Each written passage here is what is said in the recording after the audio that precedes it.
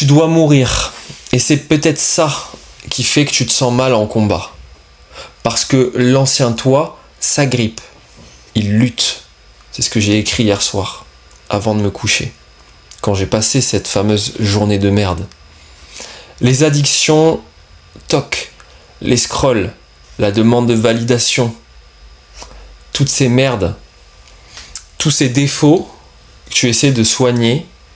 Tu essaies de comprendre.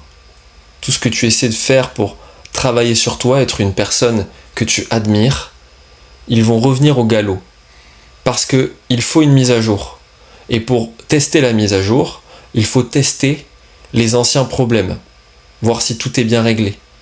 Alors forcément, ils reviennent au galop. Forcément, ils toquent à la porte. Forcément, ils s'agrippent. Ils luttent. Et c'est ça qui fait que tu passes des journées de merde sans raison. Attention, ces journées de merde sont-elles les nuages dans une journée ensoleillée? Ils font partie de la journée. C'est l'aventure. Comprends bien donc que tu ne veux pas les supprimer, mais au contraire, les accepter comme faisant partie de ton quotidien. En revanche, il faut en parler. Je vois beaucoup de vidéos sur YouTube où on te dit comment faire pour ne pas passer de journée de merde, que quoi qu'il arrive, il faut que tu fasses ces tâches. En effet, il faut que tu les fasses, il faut que tu les aies prévues la veille, mais il faut aussi comprendre pourquoi tu as ces journées de merde. Parce que c'est ça qui va te faire faire ces tâches-là. C'est ça qui va te soutenir, c'est ça qui va soutenir aussi ton pourquoi. Si on te parle juste de faire ces tâches même quand tu passes des journées de merde, c'est bien. Mais c'est soigner le symptôme, pas la cause. Comprendre la cause, c'est pouvoir avoir des symptômes déjà qu'on soigne de manière plus efficace, mais en plus de ça, c'est tenir dans le temps. Je veux pas bouffer du Xanax toute ma vie si je suis en dépression, au contraire. Je veux m'en séparer totalement. Et pour ça, il faut comprendre. Bref. Je vais te lire le passage page 491.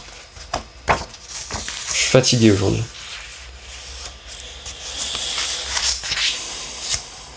Je me suis levé à 5h30. J'avais énormément d'énergie. Par contre, à 11h, j'avais les yeux qui me piquaient, je dormais. Je rentrais en voiture, j'avais fait ma prospection, je dormais quoi. C'est dur. Et en même temps, c'est beau. Parce qu'on s'accomplit. Je veux donc te parler et te mettre en corrélation ces journées de merde avec ton évolution. La capacité du serpent à former sa peau en ossifiant une partie de son corps et son habileté à muer à mesure qu'il grandit ont conduit l'homme à considérer ce reptile comme un symbole du pouvoir de croissance infinie et d'auto-reproduction. On dit donc à l'homme d'être avisé comme le serpent et d'apprendre à se débarrasser de sa peau, son environnement, qui est son moi solidifié. L'homme doit apprendre à se détacher et à lâcher prise, à se débarrasser du vieil homme, à mourir à l'ancien tout en sachant, comme le serpent, qu'il ne mourra certainement pas. Est-ce que tu comprends? Ton ancien toi meurt, et toi tu restes vivant, quoi qu'il arrive. Tu changes juste de forme, tu changes juste de peau. Et elle est interne, cette peau. D'accord?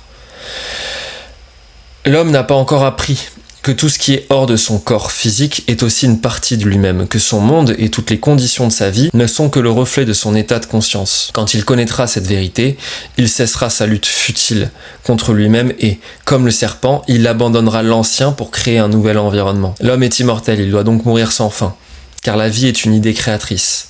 Elle ne peut se trouver que dans des formes changeantes.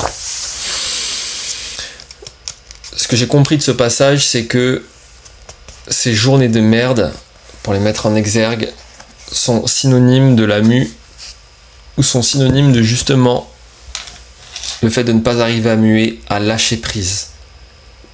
Lire ces paroles, lire ces mots, ça fait du bien. Ça fait beaucoup de bien, parce que ça te fait conscientiser le fait de lâcher prise. Et si tu es en train d'évoluer, ce moment de lâcher prise, il faut que tu essaies de te le rappeler. Que tu te trouves des astuces pour pouvoir te le rappeler dans les moments critiques. Ça peut être de regarder cette vidéo, ça peut être de lire ce livre, ou de faire les deux.